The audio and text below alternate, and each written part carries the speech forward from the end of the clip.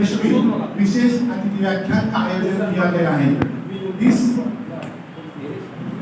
प्रेमचंद जयंती समारोह में प्रमुख व्याख्याता के रूप में उपस्थित वत्सदरी महाविद्यालय अंबड़ के भूतपूर्व प्रधानाचार्य तथा डॉक्टर बाबा साहब अम्बेडकर मराठवाड़ा विश्वविद्यालय के प्रौढ़ व निरंतर शिक्षा विभाग के संचालक आदरणीय डॉक्टर अशोक जी हजारे यहाँ हमारे बीच उपस्थित है।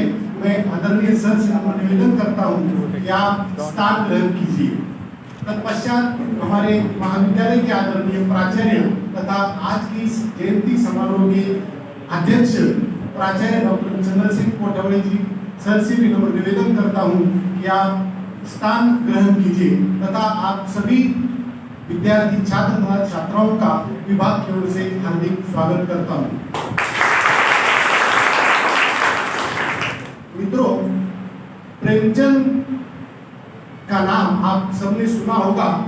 कथा सम्राट, उपन्यास सम्राट या हिंदी साहित्य में कथा साहित्य के पितामह जिनको कहा जाता है और आदर्शोन्मुख यथार्थवाद नामक विचारधारा को लेकर उन्होंने अपना समग्र साहित्य लिखा है। ऐसे हिंदी साहित्य की सदी के एक महान साहित्यकार का परिचय आपको आज इस व्याख्यान के माध्यम से होने जा रहा है। मैं मंच पर उपस्थित सभी विद्वानों से नम्र निवेदन करता हूं कि आप प्रेमचंद जी की प्रतिमा को पुष्पहार अर्पण करें।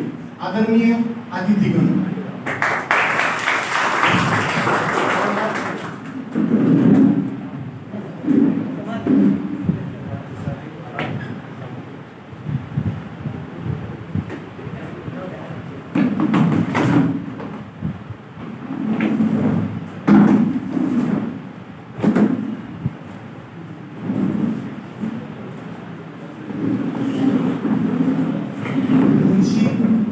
प्रेमचंद जी की प्रतिमा का पूजन तथा पुष्पहार अर्पण प्रमुख अतिथियों के कर्तव्यों द्वारा यहाँ संपन्न हो रहा है।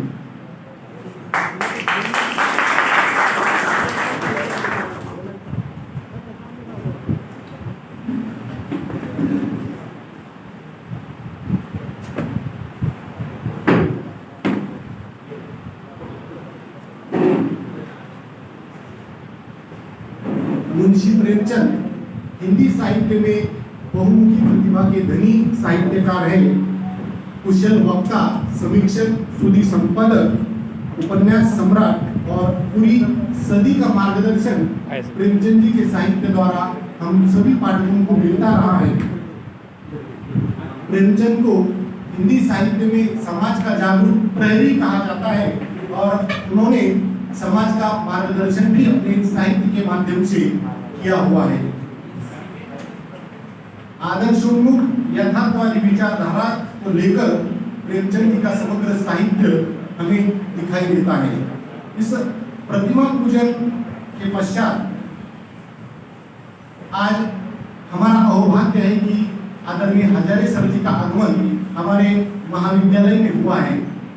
हमारे महाविद्यालय के साथ सर का ऋणानुबंध काफी पुराने वर्षों का है और हजारे सर के 4-5 छात्र यहाँ प्राध्यापक के रूप में कार्यरत है। तो ये हमारे लिए बड़े गौरव की बात है।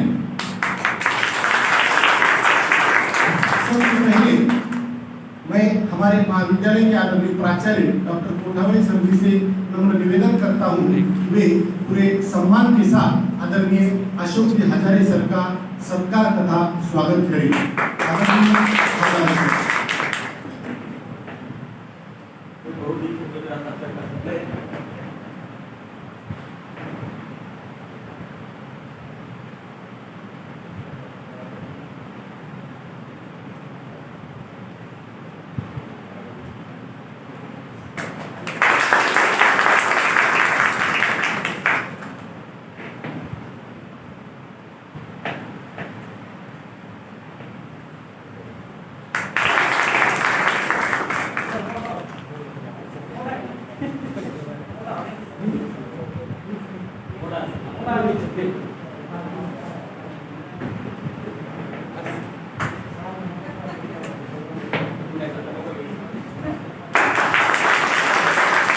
हमारे महाविद्यालय के प्राचार्य तथा तथा डॉक्टर हजारे सर वत्सोदरी महाविद्यालय में कई वर्षों तक सहपाठी के रूप में उन्होंने अध्यापन कार्य किया है और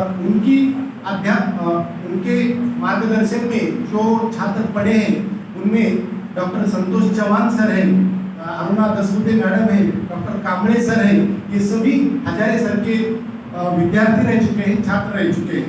इसके पश्चात हमारे महाविद्यालय के आदरणीय प्राचार्य डॉक्टर चंद्रसेन जी कोठावड़े सर का स्वागत हिंदी विभाग अध्यक्ष डॉक्टर उत्तम जाधव जी करें, ऐसा मैं उपक्रम निवेदन करता हूँ।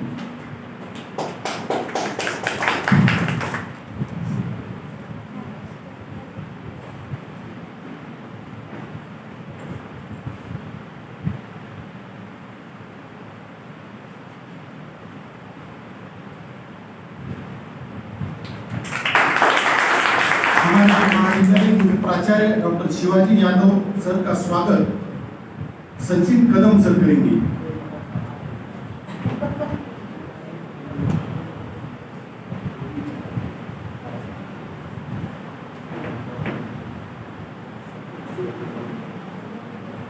मंच पर उपस्थित हमारे महाविद्यालय के शारीरिक शिक्षण विभाग प्रमुख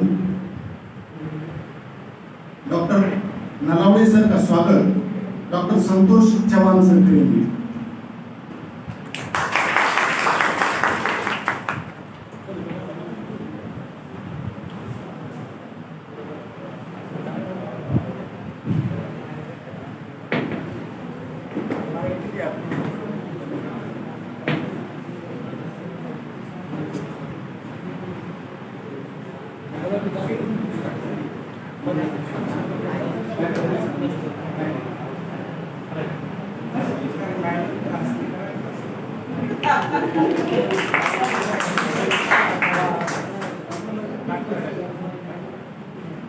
मंच पर उपस्थित हमारे हिंदी विभाग प्रमुख डॉक्टर उत्तम जाधव जी का स्वागत डॉक्टर बादल सर करेंगे।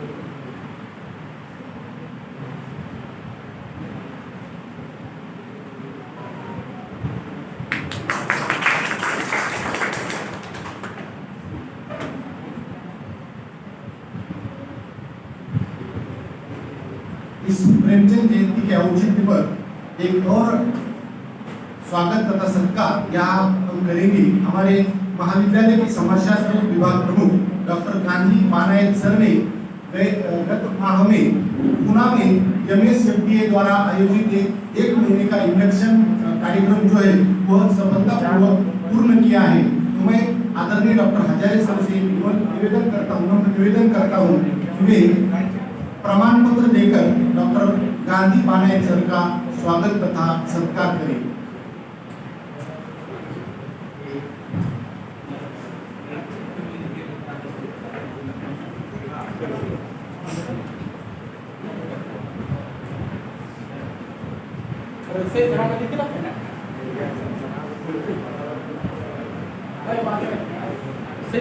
न्यू एजुकेशन पॉलिसी 2020 को लेकर सर ने एक महीने का ट्रेनिंग जो है पुनः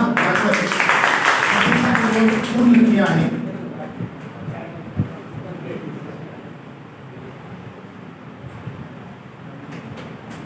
धन्यवाद सर। इसके पश्चात हमारे महाविद्यालय के टेक्निकल सपोर्टर वैभव राउत का कल जन्मदिन था। उसी अवसर पर आज के प्रमुख अतिथि डॉक्टर हजारे सर के कर्तव्यों द्वारा उनका सत्कार भी किया जाएगा और उनको एक छोटी सी भेंट भी दी जाएगी। मैं सर से निवेदन करता हूं कि वैभव राउत का स्वागत करें।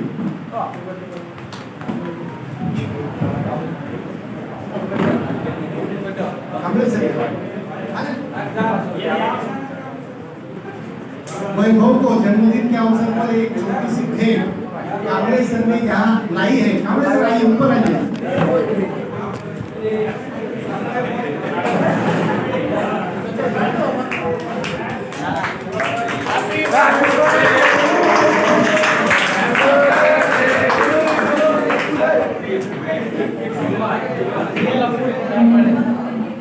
वैभव राउत एक बड़ा ही गुणी और अष्टपैलू ऐसा व्यक्तित्व है।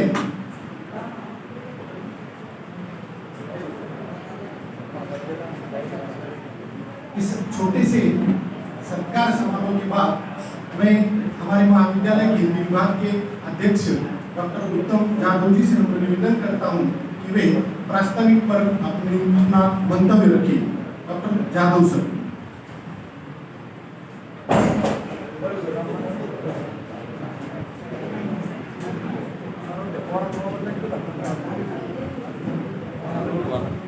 हमारे हिंदी विभाग के मेरे सहपाठी गाँव में सबका स्वागत।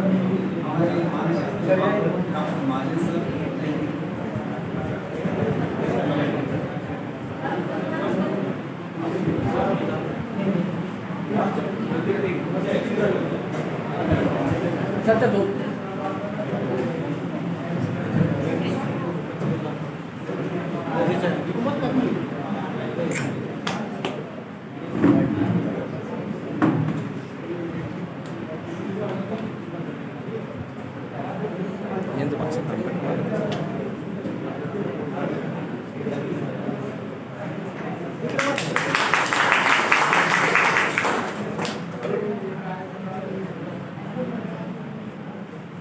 मंच पर विराजमान आज के इस कार्यक्रम के प्रमुख अतिथि आदरणीय भूतपूर्व प्राचार्य मेरे गुरुवर्य आदरणीय डॉक्टर हजारे सर, मंच पर विराजमान आज के इस कार्यक्रम के अध्यक्ष, हमें ऊर्जा देने वाले, सभी कार्यक्रम देने के लिए ऊर्जा देने वाले और सच्चे ईमानदारी से अपना कर्तव्य पालन करने वाले आदरणीय प्राचार्य गोठावले सर, मंच पर विराजमान इस महाविद्यालय के प्रथमाध्यक्ष उप प्रधानाचार्य डॉक्टर यादव सर, मंच पर विराजमान इस महाविद्यालय के भूतपूर्व प्राचार्य आदरणीय नलावड़े सर और सामने उपस्थित मेरे सहपाठी, मेरे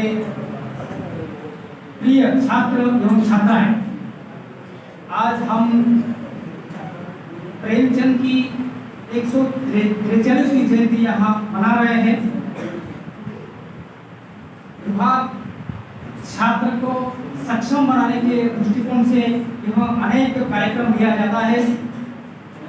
साहित्यिक मूल्यों को विकसित करने और छात्रों को बीच एक संचार और लेखन कौशल्य किस तरह से विकसित हो, इसलिए हम सब हर साल अनेक प्रकार के कार्यक्रम आयोजित करते हैं।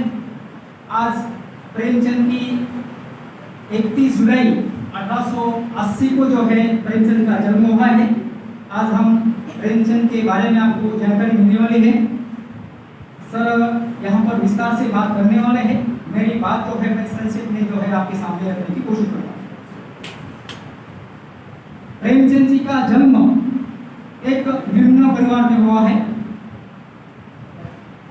प्रेमचंद के पिताजी का नाम अजयराय है, उनकी माता का नाम आनंदी देवी है, उनकी पत्नी जो है आनंदी देवी है और उनके पुत्र जो है अमृतराय है। प्रेमचंद जी शुरुआत की दौर में है, यानी प्रथमता से प्रेमचंद जी जो है यानी अनेक कठिनाइयों का सामना करते हैं। प्रेमचंद पहले अध्यापक थे और बाद में जो है बहुत सारा परिश्रम कर वह एक उच्च पद पर सरकारी अधिकारी थे। लेकिन उस वक्त जो है महात्मा गांधी जी का असहयोग आंदोलन चल रहा था, यानी अंग्रेज सरकार की एक प्रकार की धारणा थी कि हम लोग उन लोगों को सहकार्य न करें। लेकिन प्रेमचंद को उनके प्रति असहयोग आंदोलन के प्रति सहानुभूति रखने के कारण उनको वह जो सरकारी नौकरी थी वह छोड़नी पड़ी और उन्होंने उस वक्त जो है 1916 में उर्दू में एक उपन्यास लिखा था सोचेंद्र। उस उपन्यास में देशभक्ति के प्रति समाज को उन्होंने जागरूक किया, इसलिए अंग्रेज सरकार ने उस उपन्यास को जलाया और उनको कहा इसके बाद जो है आप उपन्यास इस तरह के न लिखिए। लेकिन प्रेमचंद जी जो है उपन्यास कथा साहित्य निरंतर लिखते रहे। प्रेमचंद के पूर्व जो उपन्यास है एक काल्पनिक थी, यानी उसमें जो है राजा रानी की प्रशंसा करना, आईएएस की प्रशंसा करना, तिलस्मी उपन्यास लिखे जाते हैं। देवकीनंदन खत्री इसमें प्रमुख रूप से रचनाकार थे, उनका उपन्यास चंद्रकांत था। तो प्रेमचंद के पूर्व जो उपन्यास थे वह किसी मनुष्य से जुड़े हुए नहीं थे, एक काल्पनिक थे। उसमें राजा रानी की जो है उसमें कथा रही थी। लेकिन प्रेमचंद जी जो है उस धरातल को जो है निम्न वर्ग का उन्होंने सामान्य आदमी की पीड़ा को जो है उन्होंने अपने साहित्य में चित्रण किया है। यानी उनका साहित्य जो है, उनके साहित्य का नायक जो है निम्न वर्ग का है, दलित जाति का है, आम जाति का है, एक भिन्न वर्ग के प्रति प्रतिनिधित्व करता है प्रेमचंद जी। प्रेमचंद जो समाज में अपमानित है उस वर्ग का जो है प्रतिनिधित्व करता है और उसके लिए हमेशा जो है उसका उन्होंने अपने साहित्य में बखान किया है। मुंशी प्रेमचंद जी साहित्य के सम्राट, उन्होंने 1 दर्जन से ऊपर उपन्यास लिखे हैं। उनका पहला उपन्यास है प्रेमा और वरदान, जो उन्होंने 1902 में लिखा था। दूसरा है प्रतिज्ञा, सेवा सदन, उसके बाद में प्रेमाश्रय, रंगभूमि, निर्मला, कर्मभूमि, कायाकल्प, गबन, गोदान, इस तरह के जो है प्रेमचंद ने 11-12 उपन्यास लिखे हैं और उन्होंने लगभग 300 कहानियां की रचना की है जो ग्राम अंचल से संबंधित है। प्रेमचंद का मन नाटक लिखने में अधिक नहीं रमा है। उन्होंने 3 ही नाटक लिखे हैं, कविता, संग्राम और प्रेम की विधि।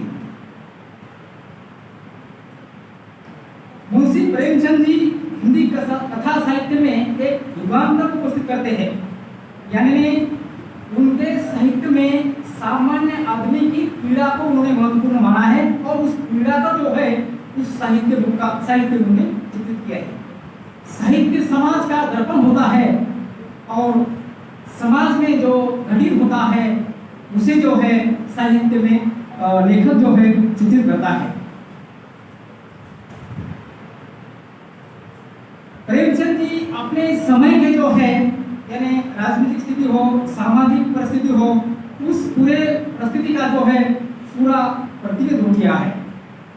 उसने उनके साहित्य में किसानों की दशा, सामाजिक बंधन में तड़पती नारियों की वेदना, वर्ण व्यवस्था, हरिजनों की पीड़ा का मुख्य रूप से चित्रण हुआ है। मुंशी प्रेमचंद को भारत के सबसे पहले उनको सबसे गरीब जनता के प्रति सहानुभूति है और उसी का चित्रण जो है प्रेमचंद ने अपने उपन्यासों में, कहानियों में की है। प्रेमचंद का जो सर्वश्रेष्ठ उपन्यास है गोदान, जो 1936 में लिखा गया है, उसमें वह भारतीय किसानों का प्रतिनिधित्व करता है, यानी कि उनमें जो है उस कालीन यथार्थ का चित्रण जो है प्रेमचंद ने उस उपन्यास में व्यक्त किया है। यानी गरीबी किस तरह निम्न वर्ग शोषित हो रहा है, किसानों की क्या समस्या है, इस तरह का जो चित्रण है उस गोदान उपन्यास में किया है। उस उपन्यास को उसके बाद उनका उपन्यास है मंगलसूत्र। यह उपन्यास उनका अधूरा लगा और 8 अक्टूबर 1936 में जो है उनका देहांत हुआ। इसके बाद उनके जो पुत्र है अमृत राय, उन्होंने कलम का सिपाही जहाँ प्रेमचंद जी पर उपन्यास लिखा और उनको उस उपन्यास को 1963 में भारत सरकार ने साहित्य अकादमी से सम्मानित किया गया। प्रेमचंद कहानी के सम्राट थे। उनकी प्रमुख कहानियां कफन है, पंच परमेश्वर है, सदगति है। इन कहानियों में जो है नारियों की किस तरह चेष्टा हुई है यह बताने की जो है प्रेमचंद ने प्रयास किया है। उदाहरण के तौर पर कफन यह कहानी है, इसमें दो पात्र है, विशु और माधव। और विशु माधव जो है विशु का पुत्र है और माधव की जो पत्नी है बुधिया है। देखिए ये विशु जो है 3 दिन काम करता है और 3 दिन आराम करता है, और उसके पुत्र जो है माधव वह कामचोर है, काम नहीं करता है। उसकी पत्नी बेचारी घास काटने का काम करती है और अपना घर चलाती है। कुछ दिनों बाद जो बुधिया जो है यानी पुत्र को जन्म देने वाली है, वह वेदना से तड़पती है, लेकिन इन बेटे और पुत्र को जो हो इसके बारे में कोई चिंता नहीं है। देखिए बेचारी जो है तड़पती है और उस बहाने से जो है बाहर निकलते हैं, जमींदार के पास जाते हैं और जमींदार से कहते हैं कि मेरी बहू जो है दवाखाने में, मेरे पास पैसे नहीं है। इस तरह की वेदना जो है वहाँ व्यक्त करते हैं। उनको जमींदार पैसे देते हैं, लेकिन रास्ते में ही जो है वो उस पैसे का गैर उपयोग करते हैं, घर तक पैसे लाते नहीं है। इसमें जो है प्रेमचंद ने मुख्य रूप से, प्रेमचंद का जो मूल उद्देश्य है नारियों की पीड़ा को उन्होंने इस कहानी में व्यक्त किया है और समाज को जो है उन्होंने जागरूक किया है। उनकी दूसरी श्रेष्ठ कहानी है बड़े घर की बेटी। बड़े घर की बेटी जो है यानी इस कहानी का जो पात्र है आनंद देवी, प्रेमचंद के यह माँ का नाम है, लेकिन इस कहानी में उन्होंने पात्र का नाम दिया है। वह एक बड़े घर की बेटी है। बड़े घर की बेटी होने के कारण उसका जो विवाह है एक जमींदार परिवार में होता है। उसके बड़े घर की जो बेटी है, उनके जो पिताजी है एक तहसीलदार है और उनकी शादी जो है एक जमींदार के यहाँ होती है। नीलकंठ नाम से उनके पति है और वह उनका परिवार जो है मैके के परिवार से जो है छोटा यानी गरीब है। लेकिन जो कुछ दिनों के बाद भाई बहन में जो कलह हो जाता है और कलह हो जाने के बाद अगर स्त्री को अगर मैके के बारे में कुछ गलत सलत बात कही तो बहुत अलग हो जाता है। तो बड़े घर की जो बेटी है आनंदी देवी यानी उन दो भाइयों का जो संघर्ष चल रहा है उस संघर्ष को जो है मिटाती है, यानी झगड़े मिटाती है। एक बेटी जो है घर तोड़ भी सकती है और घर जोड़ भी सकती है। इसलिए यहाँ कहने की बात यह है कि अगर संस्कारशील अगर स्त्री लड़की हो तो घर टूटती नहीं, घर जुड़ती है। इस तरह से जो है वह यथार्थवादी हो जाती है, यानी जो घटना घटित होती है निम्न वर्ग पे शोषण होता है उस घटना को जो है अपने साहित्य में जो है चित्रित करते हैं। यहाँ पर बड़े सर आए अपने हमारे गुरुकुल यहाँ पर आए हुए हैं। सबके आज मैं तो भाग्यशाली हूँ। मैं जब 1991 में 11वीं था जब सर प्रिंसिपल थे अम्बर कॉलेज में, उनकी काम की गहराई को मैं नजदीक से देखा हूँ। एक बार मैं सर के घर 7:15 बजे गया था उसका तो अगर दूसरे अगर कोई सर रहे थे तो सर घर पर नहीं है, लेकिन सर ने बुलाया क्या काम है बेटा। मैंने कहा सर मुझे 12वीं में एडमिशन नहीं मिला है किसी कॉलेज में।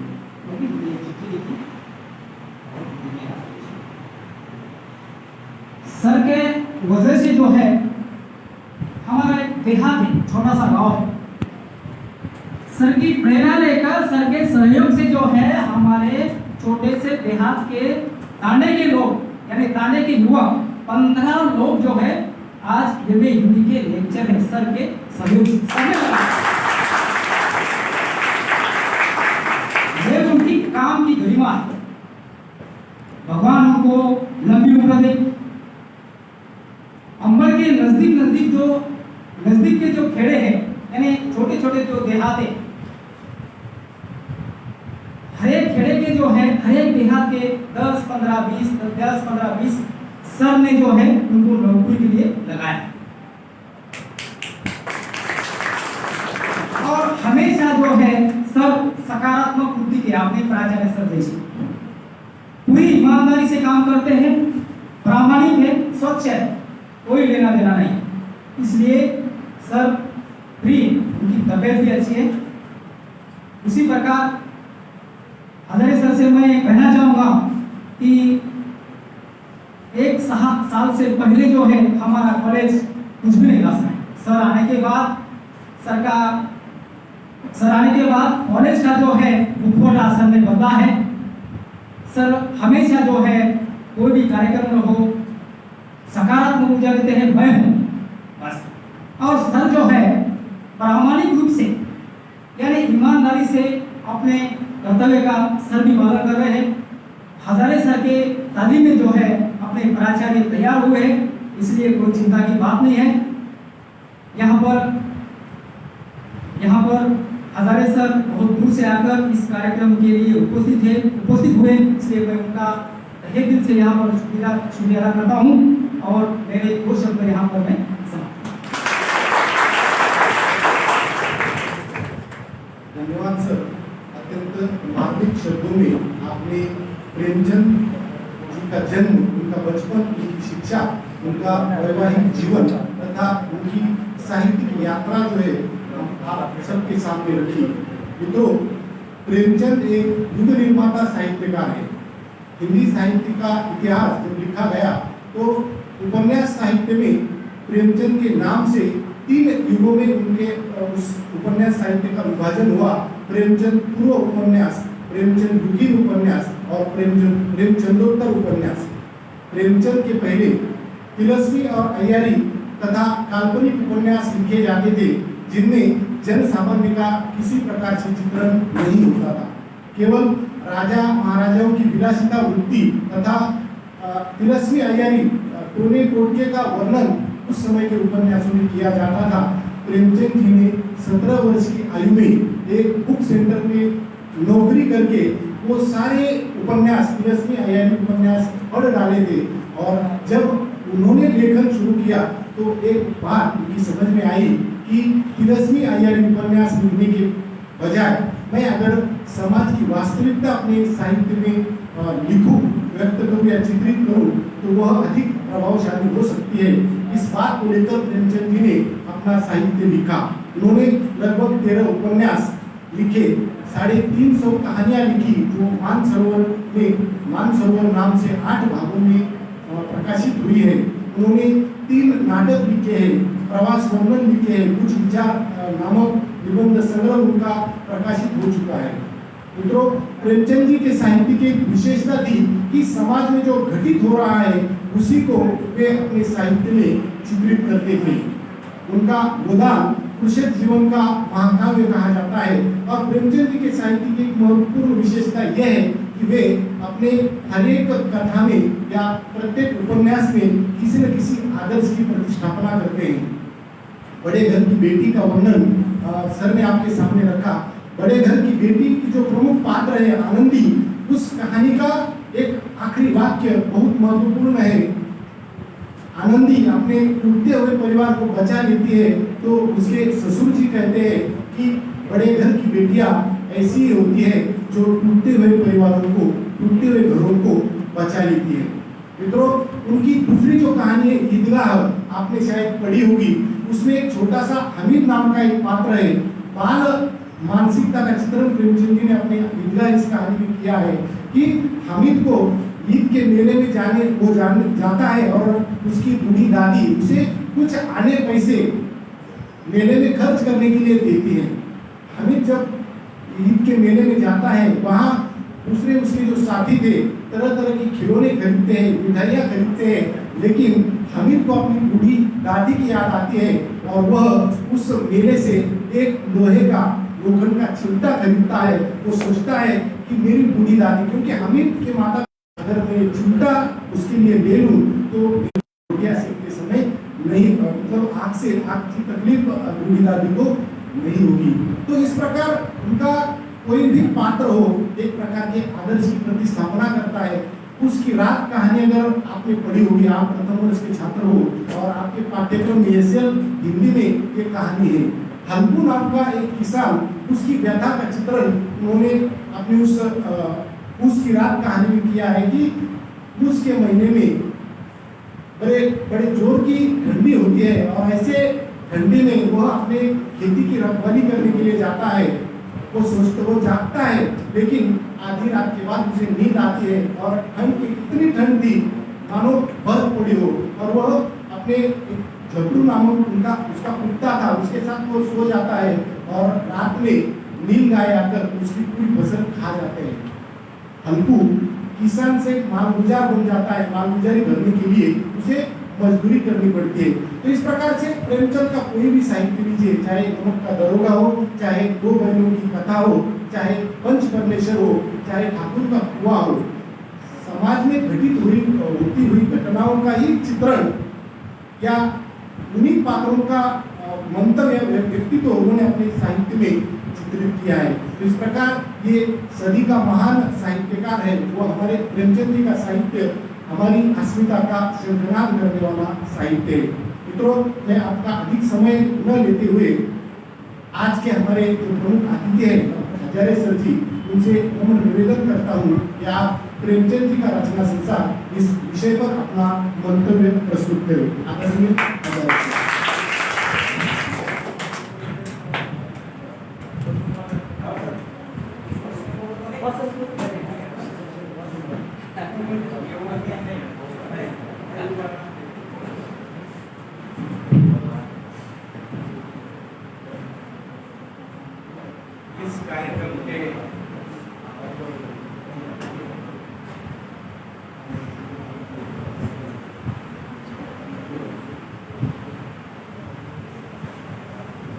इस कार्यक्रम के अध्यक्ष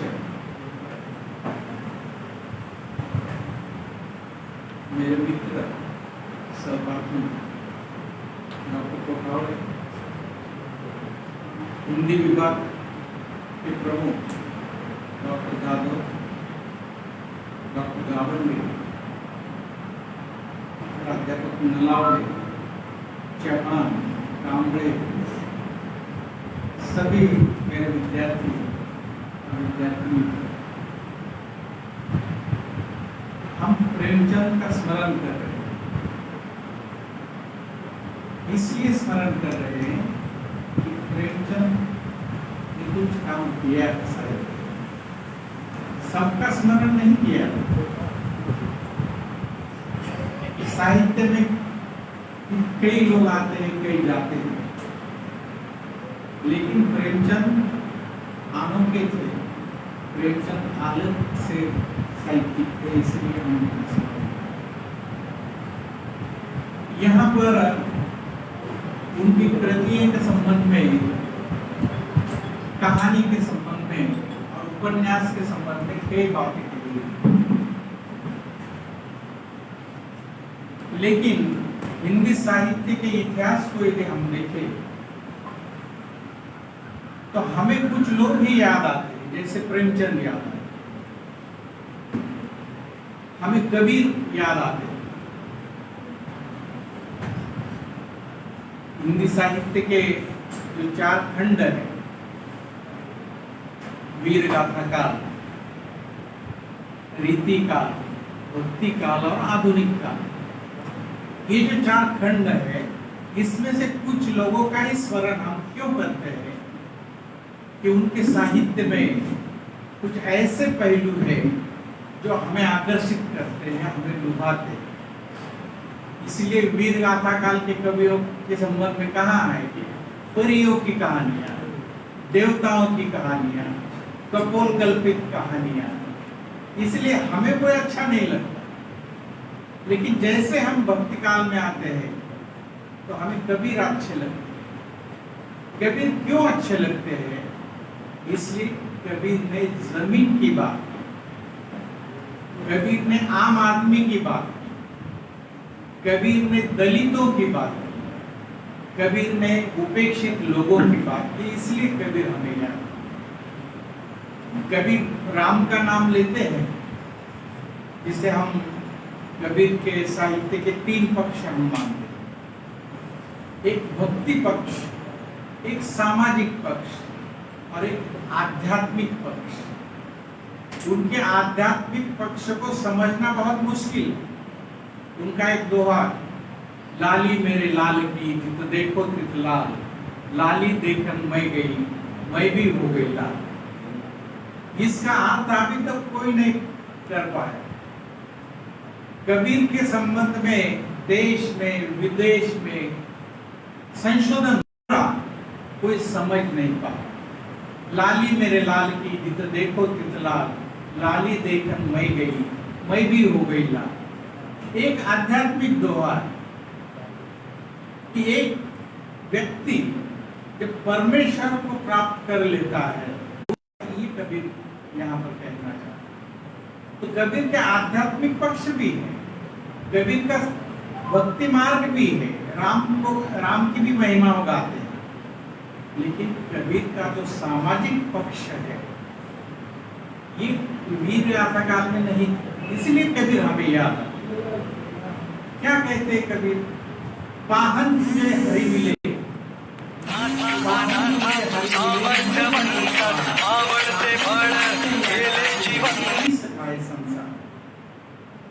यदि उस समय कबीर, उस समय मैं कह रहा हूं उस समय कबीर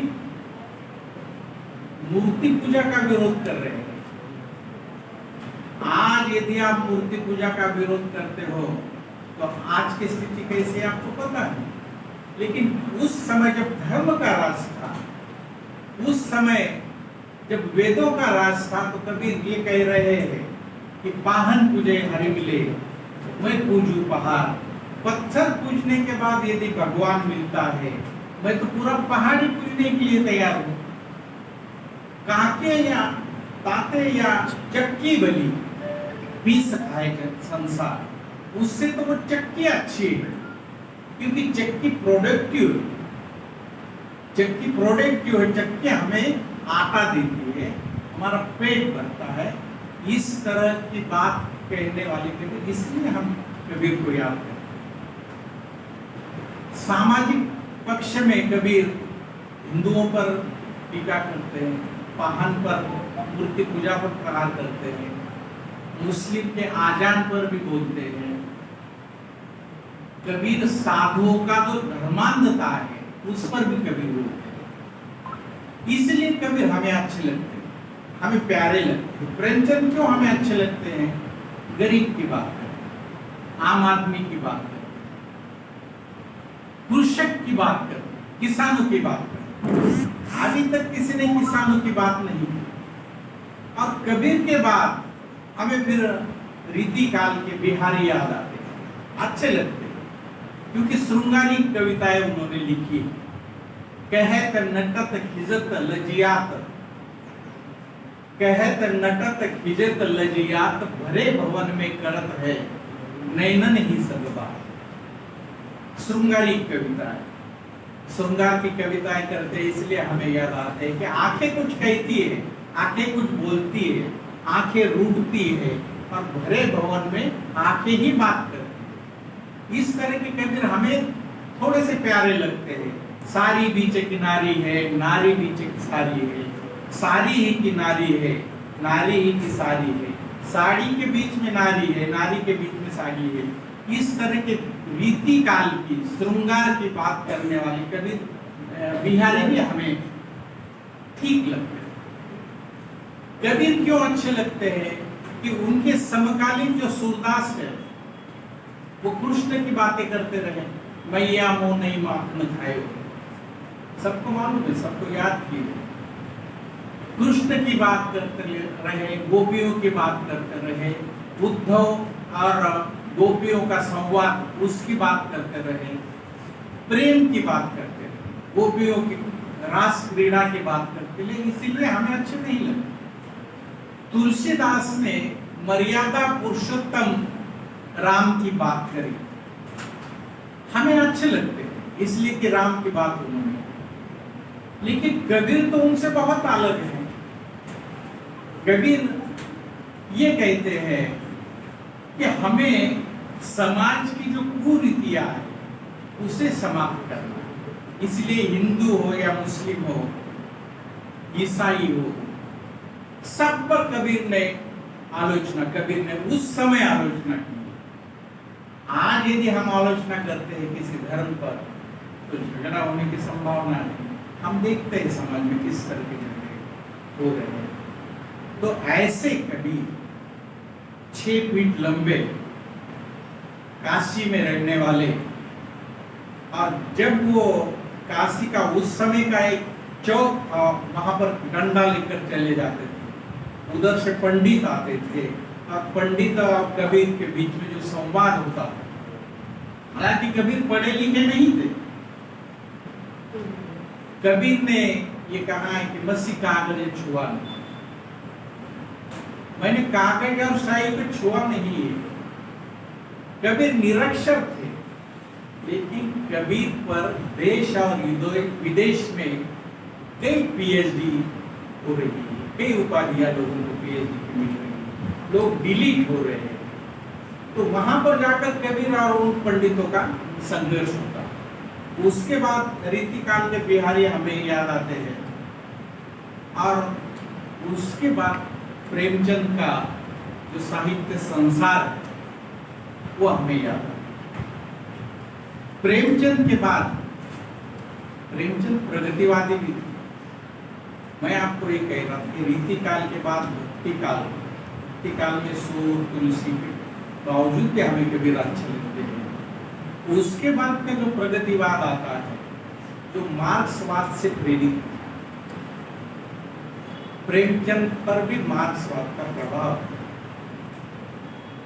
और इसलिए प्रेमचंद की कफन कहानी का उल्लेख गावंडे आपने किया, उस कहानी पर मार्क्सवाद का प्रभाव है, इसलिए हिंदी के प्राध्यापक को मार्क्सवाद में पढ़ना पड़ता है। नारायण सुर्वे की कविता यदि पढ़ानी है कामले तो मार्क्सवाद पढ़ना चाहिए। यहाँ पर हिंदी के प्राध्यापक और मराठी के प्राध्यापक, इन्हें क्या पढ़ना पड़ता है, इसलिए दूसरे प्राध्यापक उनके बारे में बोलते हैं। लेकिन जब आपको प्रगतिवादी कविता और प्रेमचंद को पढ़ाना है तो आपको मार्क्स पढ़ना, सीखना होगा, पढ़ना होगा।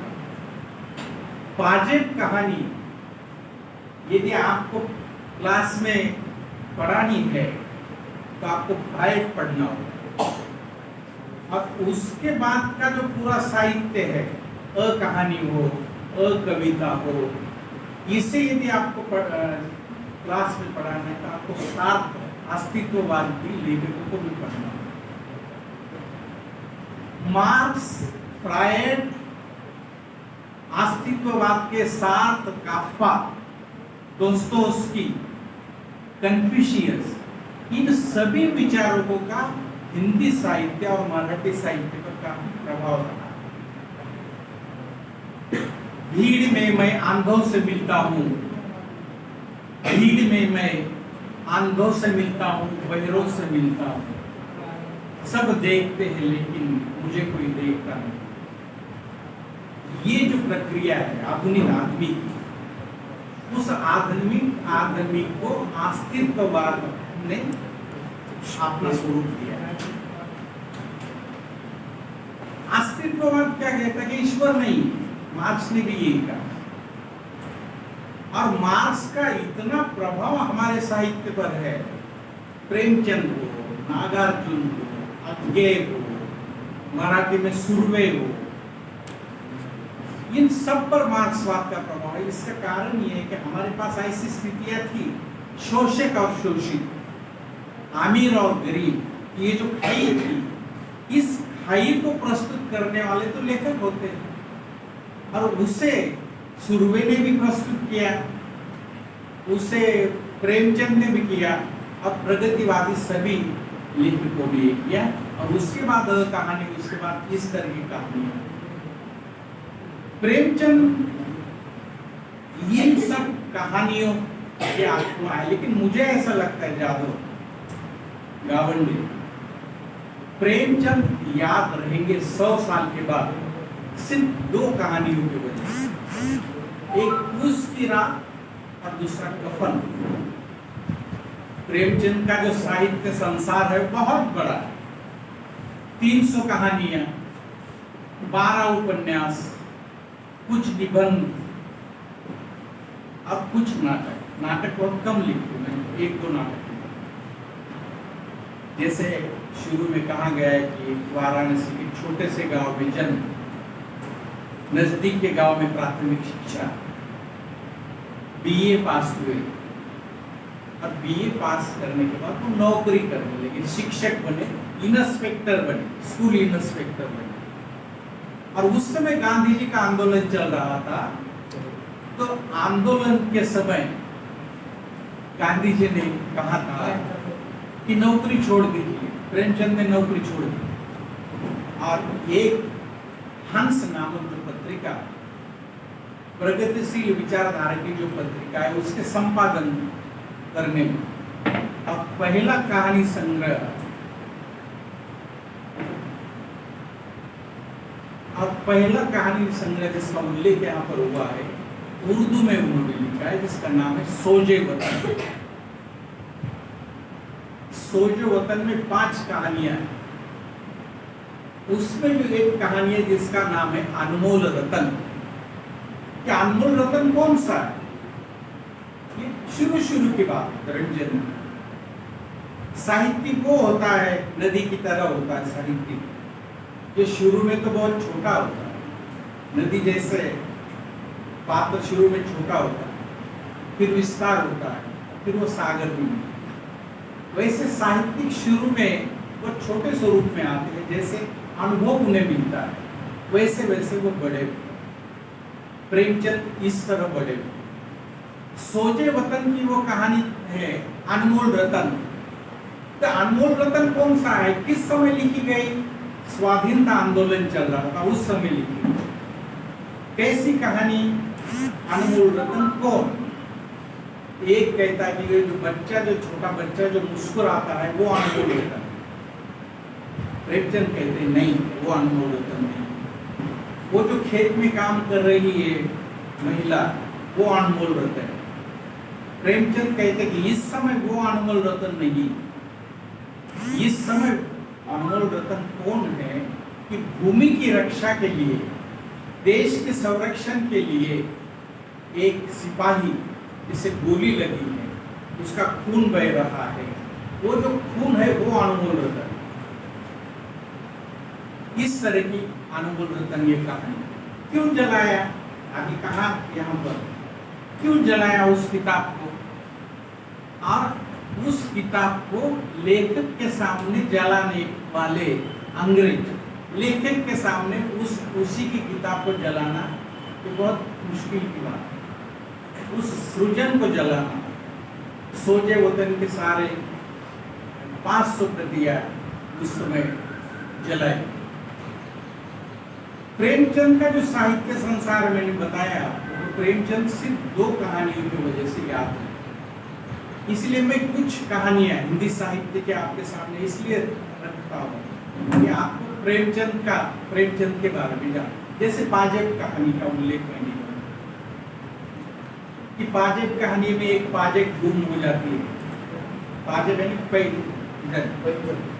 गुम हो जाती है, और इसने चोरी की होगी, उसने चोरी की होगी, माँ ने की होगी, बेटी ने की होगी, इस तरह का लांछन वो लगाती है।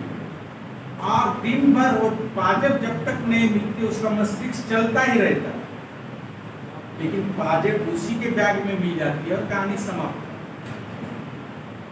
उस तरह मैंने कहा अभी कि प्रेमचंद याद रहेंगे केवल 2 कहानियों की वजह से। एक पूस की रात, हिंदी साहित्य में किसानों के बारे में किसी ने नहीं लिखा, केवल प्रेमचंद ने लिखा। और आते आते दुष्यंत कुमार ने कुछ कविताएं, दुष्यंत कुमार को कम याद करते, हमें कुछ लोग ही याद आते, सभी साहित्यकार हमें अच्छे नहीं लगते, कुछ लोग ही याद आते। दुष्यंत कुमार को हमें अच्छे लगते हैं। ओढ़ता हूँ बिछाता हूँ वो गजल आपको सुनाता हूँ, ओढ़ता हूँ बिछाता हूँ वो गजल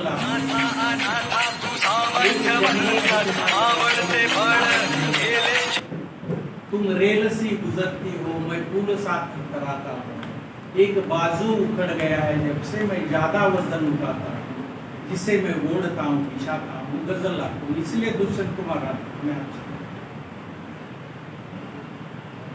हमें प्रेमचंद इसलिए अच्छे लगते हैं कि उन्होंने कफन जैसी कहानी लिखी।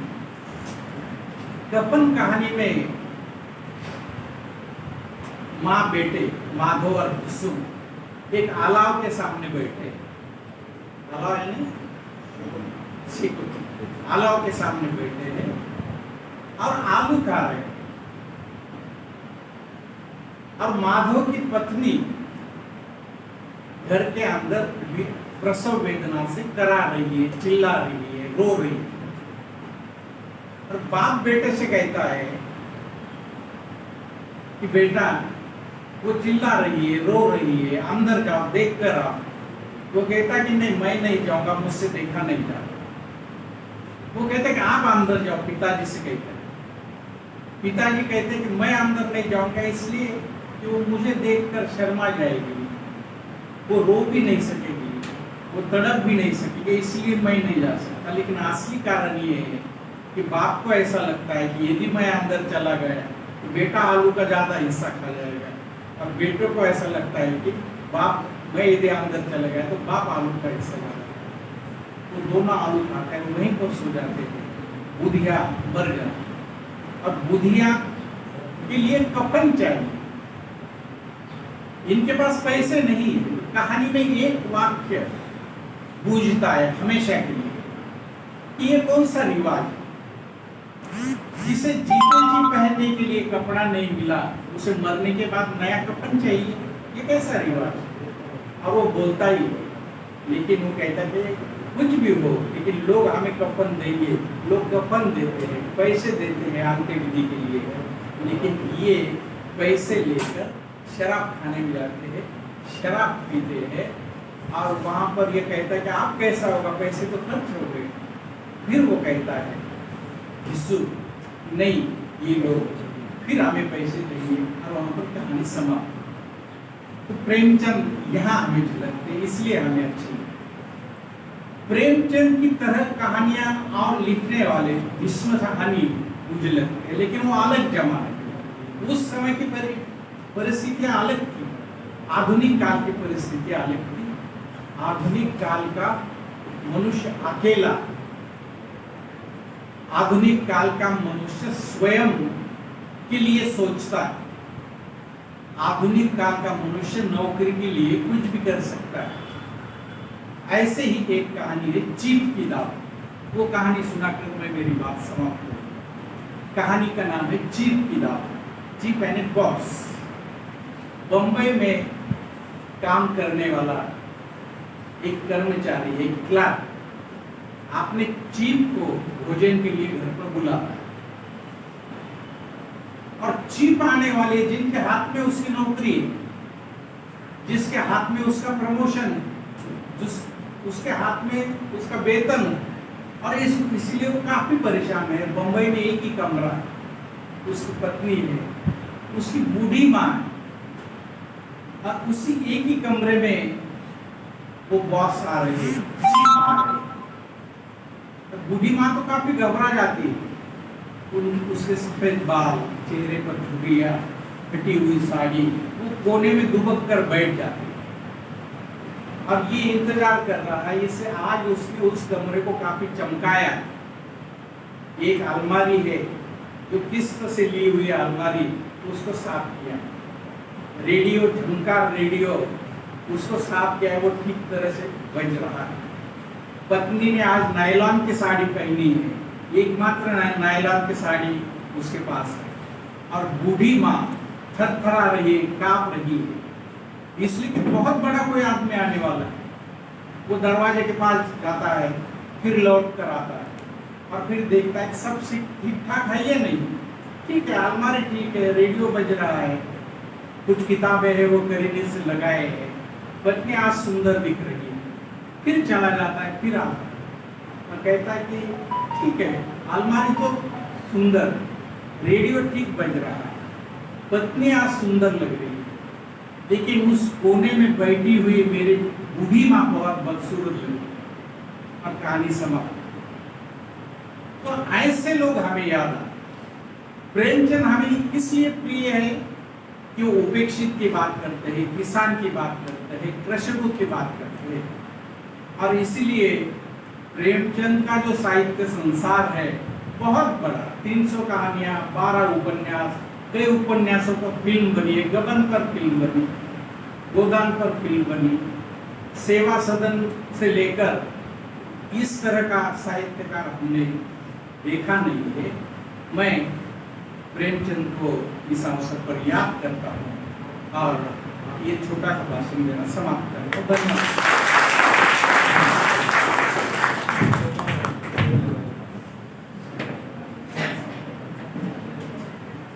बहुत बहुत धन्यवाद सर।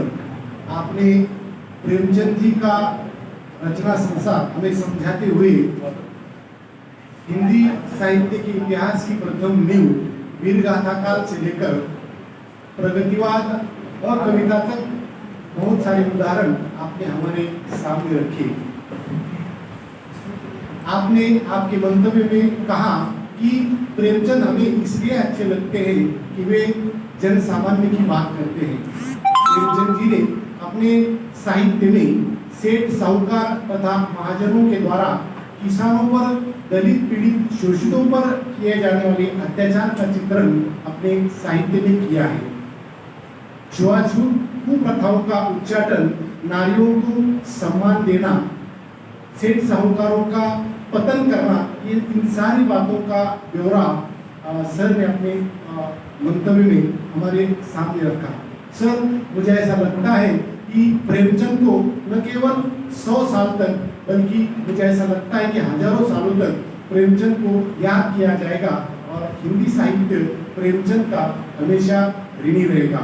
इसके पश्चात मैं हमारे महाविद्यालय के आदरणीय प्रधानाचार्य डॉक्टर कोठावड़े सर जी से निवेदन करता हूँ कि आप अपना अध्यक्षीय समापन प्रस्तुत करें।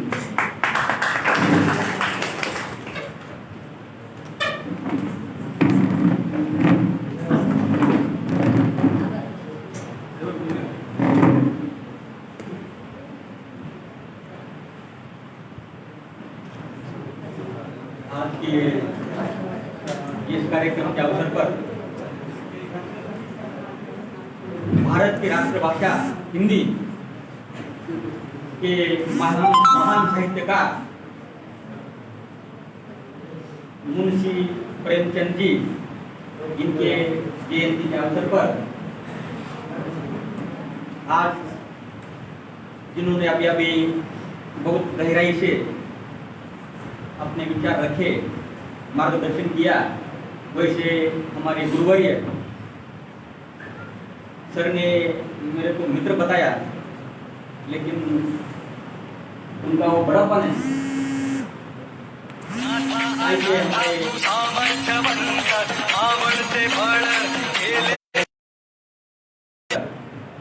डॉक्टर उत्तम जादव सर, उनके हिंदी के दूसरे सहपाठी डॉक्टर तुकाराम गावंडे सर, अपने महाविद्यालय के उप प्रधानाचार्य अर्थशास्त्र के विभाग प्रमुख डॉक्टर शिवाजी यादव सर, इस महाविद्यालय के पूर्व प्रधानाचार्य आदरणीय डॉक्टर सुरेश जी नलावड़े सर, सामने बैठे हुए मेरे सहयोगी प्राध्यापक वृंद, छात्र और छात्राएं।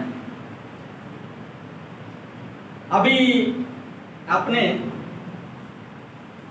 उत्तम जादव सर का प्रस्तावना में सुना, मैंने भी सुना, और उन्होंने उनके प्रस्तावना में बताया मुंशी प्रेमचंद के बारे में कि वो निष्पक्ष थे, वो पक्षपात, वो निष्पक्ष की भावना उनके साहित्य में अधोरेखित होती है, ऐसा बताया। और वो धागा पकड़ के मैं आगे थोड़ा बोलना चाहता हूं। मैं जब अंबड़ कॉलेज में काम करता था तो हमारे प्रधानाचार्य अशोकराव जी हजारे सर थे और उनका काम करने का तरीका निष्पक्ष था। ये मुंशी प्रेमचंद जी के साहित्य और हमारे प्रधानाचार्य अशोकराव जी हजारे सर का आचरण एक समान था।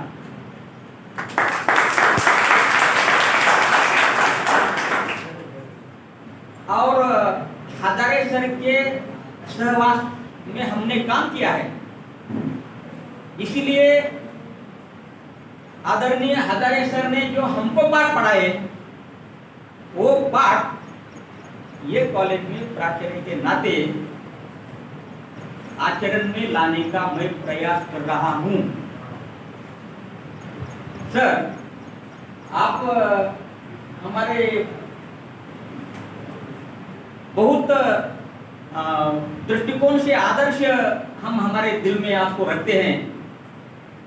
इसके बारे में वो निष्पक्ष के बारे में अपने मुंशी प्रेमचंद जी का एक दोहा मैं यहाँ रखना चाहता हूँ जो हमारे हजारे सर को ये बराबर उनके विचारों में बैठता है। वो दोहा ऐसा है कि पंच सदा निष्पक्ष हो, पंच सदा निष्पक्ष हो परमेश्वर के रूप में।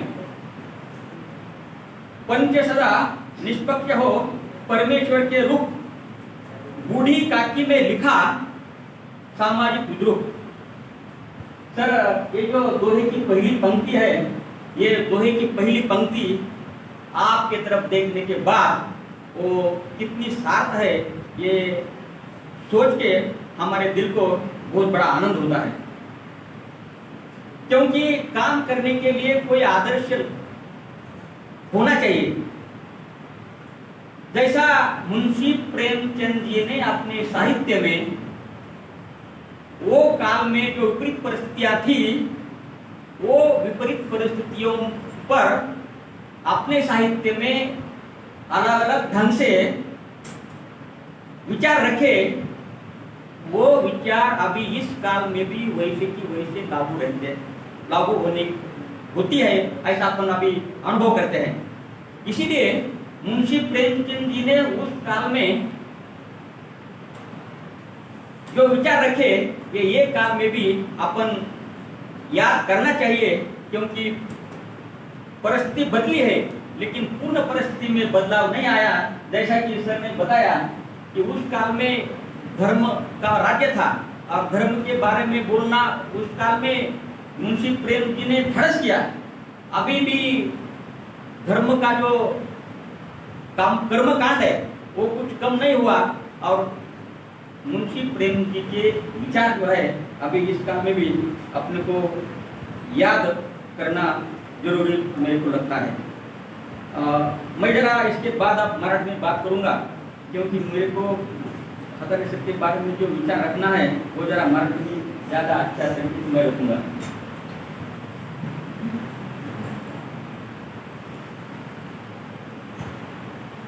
मी मत्स्योदरी शिक्षण संस्थेमध्ये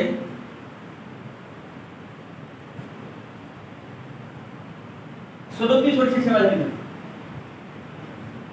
त्यापैकी हजारे सरांच्या मार्गदर्शनाखाली जवळपास 15 वर्षापेक्षा जास्त सेवा करण्याचा मौका मिळाला आणि मी राष्ट्रीय सेवा योजनेचा कार्यक्रम अधिकारी होतो। वेगवेगळ्या ठिकाणी राष्ट्रीय सेवा योजनेचे शिबिर झाली आणि प्राचार्य आदर्श कसे असावेत ते म्हणजे हजारे सर।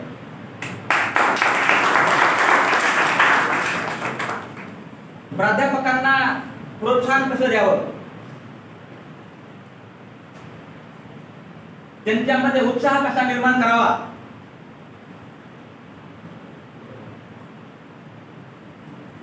त्यांना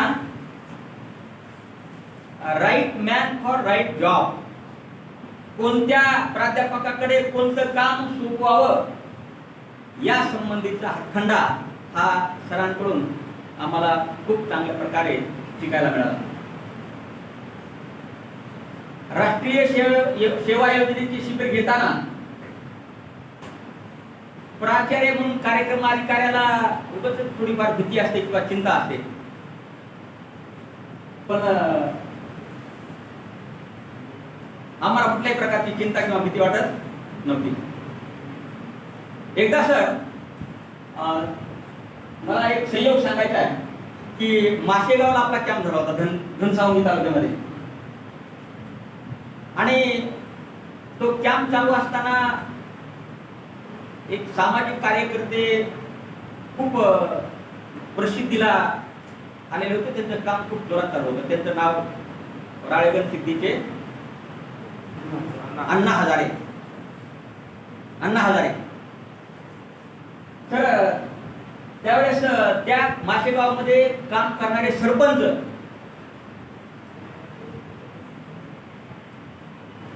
त्यांचं नाव सुद्धा हजारे. त्या गावामध्ये ते पण चांगल्या प्रकारे फॉर्म मध्ये होते. आणि आंबट कॉलेजचे प्राचार्य अशोकराव हजारे हे सुद्धा त्या काळामध्ये अतिशय फॉर्म मध्ये होते. तेव्हा ते प्रास्ताविकामध्ये मांडणी करताना त्यावेळेस खूप तो फॉर्म निर्माण झाला होता की राळेगण सिद्धीचे अण्णा हजारे, आनंदगावचे हजारे आणि मत्स्योदय कॉलेज आंबडचे अशोकराव हजारे. म्हणजे आमच्या मनामध्ये अण्णा हजारेच्या सारख्यांची जी प्रतिमा, त्याच्यापेक्षा अधिक मनाची प्रतिमा ही अशोकराव हजारे सरांची आमच्या मनामध्ये निर्माण झाली, हे मला त्या उदाहरणावरून सांगायचं होतं. त्यामुळं या मुन्शी प्रेमजीच्या संदर्भामध्ये जर थोडं बोलायचं असतं विद्यार्थ्यांकरता, तर अशा प्रकारचे जयंतीचे कार्यक्रम का केले जातात, मला वाटतं त्याचे दोन उद्देश असतील. एक उद्देश मुन्शी प्रेमजींची आदराने आठवण करणे, आणि दुसरा उद्देश की मुन्शी प्रेमचंदजींनी जी काही साहित्य संपदा निर्माण केलेली आहे त्या साहित्य संपदेचं आजच्या विद्यार्थ्यांनी मन लावून वाचन करायला पाहिजे. मला वाटतं हा दुसरा उद्देश आणि पहिला दोन्ही उद्देश महत्त्वाचे आहेत. मी या निमित्तानं आपल्या सर्व विद्यार्थ्यांना सांगेल, ज्यांनी आता हिंदी विषय घेतलेला असेल किंवा तो विषय घेतलेला नसला तरी वाचन करायला काही अडचण नाही. या मुन्शी प्रेमचंदजींनी जी काही साहित्य संपदा निर्माण केलेली आहे, आता सरांनी त्या कादंबरीची सर्व नावं सांगितली, त्या कादंबरीचं आपण वाचन करावं अशा प्रकारचं या निमित्ताने मी आपल्याला आवाहन करेन. मला पुन्हा एक गोष्ट सांगायची मुन्शी प्रेमजींच्या संदर्भामध्ये. डॉक्टर उत्तम जाधव सरांनी सांगितलं त्यांची आई कोण होत्या, वडील कोण होते. बघा, मुन्शी प्रेमचंदजींनी साहित्य संपदा निर्माण केली. ती साहित्य संपदा हिंदी साहित्यामध्ये एक पथदिवा सारखी चमकते आहे, आणि म्हणून मुन्शी प्रेमचंदजींच्या आई वडिलांची आठवण आपण या ठिकाणी केली. मुन्शी प्रेमचंदजींची तर केली, पण आई वडिलांची सुद्धा आठवण केली आहे. या निमित्ताने मी तुम्हाला सांगेल की तुम्ही सुद्धा तुमच्या जीवनामध्ये असं काम करा की नंतरची जी काही पिढी आहे ती पिढी तुमचं पण आठवण करेल आणि तुमच्या आई वडिलांची पण आठवण करेल. अशा प्रकारचं या निमित्ताने आवाहन करतो.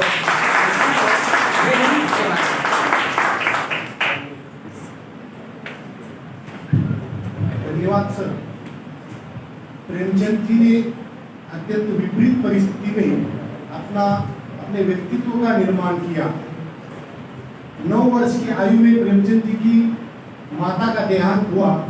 13 वर्ष की उम्र में उनका पहला विवाह हुआ जो टूट गया. फिर 15 वर्ष की उम्र में उन्होंने एक बाल विधवा के साथ पुनर्विवाह करके एक क्रांति वहाँ स्थापित की.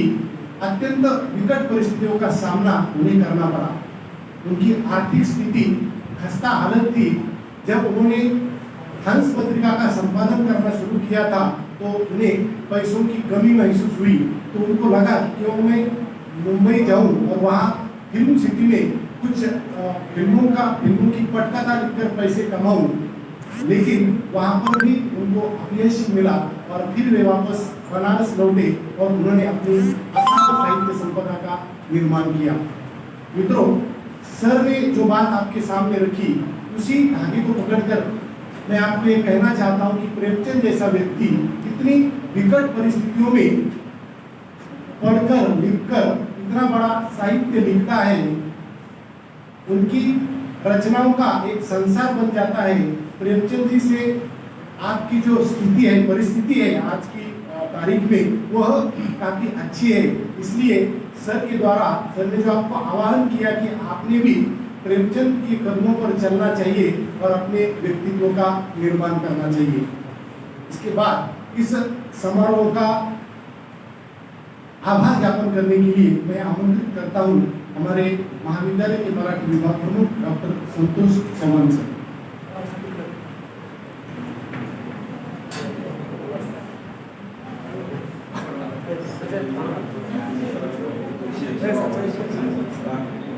शिव छत्रपति महाविद्यालय पाचोड़ तथा हिंदी विभाग की ओर से आज का ये जो प्रेमचंद जी का जयंती समारोह कार्यक्रम यहाँ पे आयोजित किया है, उसके आभार के लिए मैं आपके सामने मिला हूँ।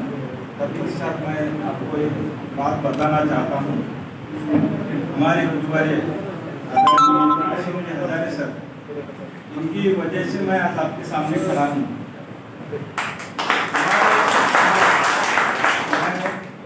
11वीं से BA तक सर के महाविद्यालय में पढ़ा हूँ और हमारी जो बैच थी लगभग 20 बच्चे थे हमारे बैच में, 3rd ईयर में।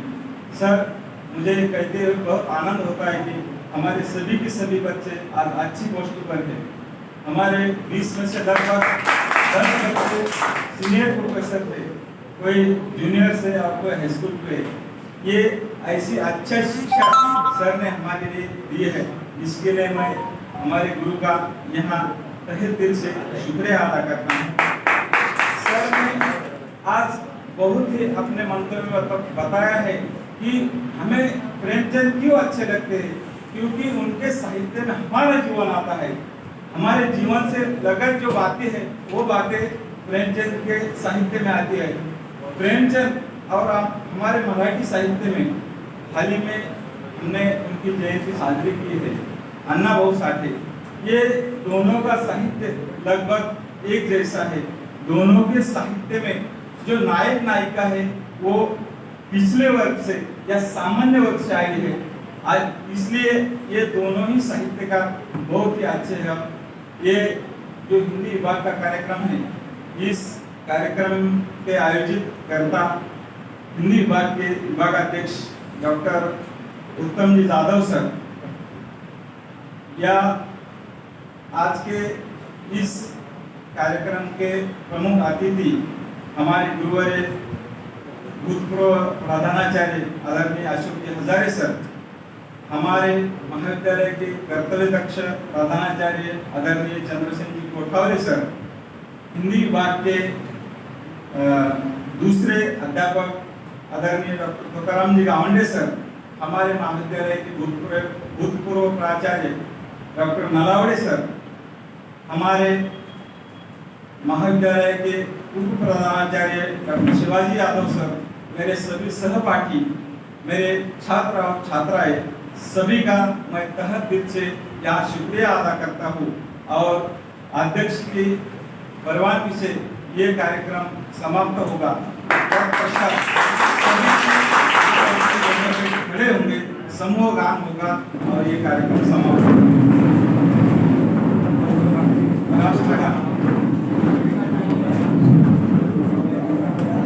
एक साथ सावधान, ऊंची आवाज में राष्ट्रगीत शुरू करेंगे।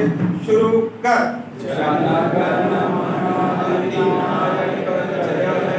भारत भाग्य विधाता, पंजाब सिंध गुजरात मराठा द्राविड़ उच्चल बंग, विंध्य हिमाचल यमुना गंगा उज्जल जलधि तरंग तव शुभ नामे जागे तव शुभ आशीष मागे गावे तव जय गाथा जनगण मंगलदायक जय हे भारत भाग्य विधाता जय हे